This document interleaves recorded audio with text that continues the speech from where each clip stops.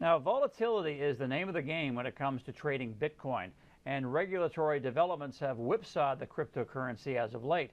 Bitcoin surged past the $1,600 mark for the first time this week, only to drop below $1,500 less than a day later. The volatility comes ahead of a decision by U.S. financial regulators on whether to reverse an earlier ruling that rejected an exchange-traded fund for Bitcoin. ARK Invest blockchain analyst Chris Burnisk joins us for a look at the future of Bitcoin and similar cryptocurrencies. He's here in studio. Nice to see you, Chris. Thanks for having me, Mark. So we were talking off air. The SEC in March rejected the Winklevoss brothers, and we got to know them as they were characterized in the movie Social Network. So they were rejected. So is the SEC actually seriously considering it again, just because of the what's happened after that rejection? This is really a matter of due course. So BATS Exchange, where this ETF was going to be listed, appealed the decision by the SEC, the decision that was made on March 10th.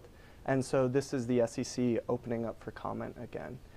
Actually, after the original rejection of the Winklevoss ETF, another ETF by SolidX was similarly rejected. So we see the SEC, mulling over this, but not ready to make a positive decision on this yet.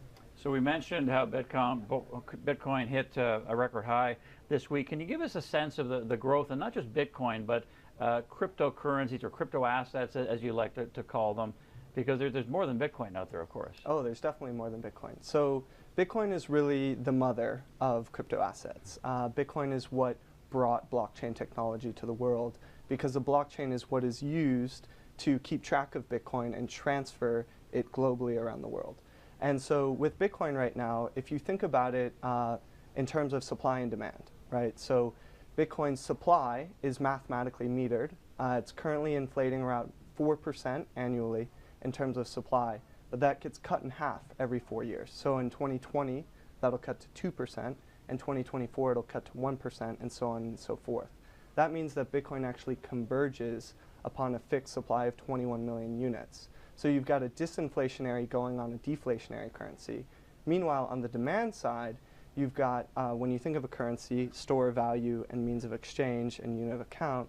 So store of value, you think of people using Bitcoin as gold 2.0 or digital gold, right? In the face of macroeconomic shocks like Brexit or Grexit or the surprise Trump election. You've got ARK holding it, right, as an institutional manager. We put it in our ETFs, again, as an investment, as a store of value. Mm-hmm. On the means of exchange side of things, you've got companies using it for remittances, and you've got some of those volumes growing 5 to 10-fold year over year, simply because Bitcoin is really good at moving money across borders. Tell us about Ethereum. Mm-hmm. Is this similar to Bitcoin? Is it different? And is it the next big thing?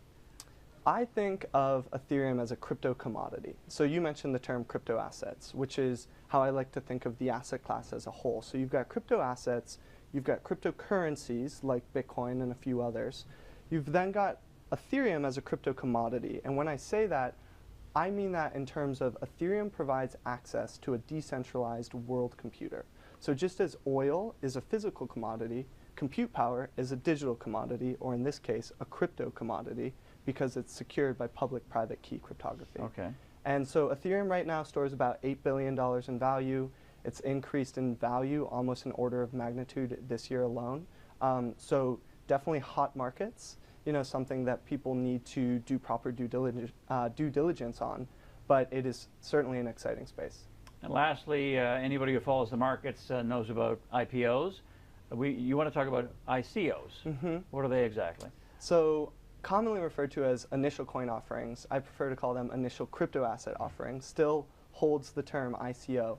But this is really the idea of crowdfunding brought to these crypto assets. So you are raising funds in a distributed manner to create these digital resources. So things like decentralized compute power, or decentralized storage, or decentralized currency. And the space is vast. I'm actually writing a book on it, which I'll be publishing with McGraw-Hill in October. Great. And so we'll be going deep into this land of crypto assets.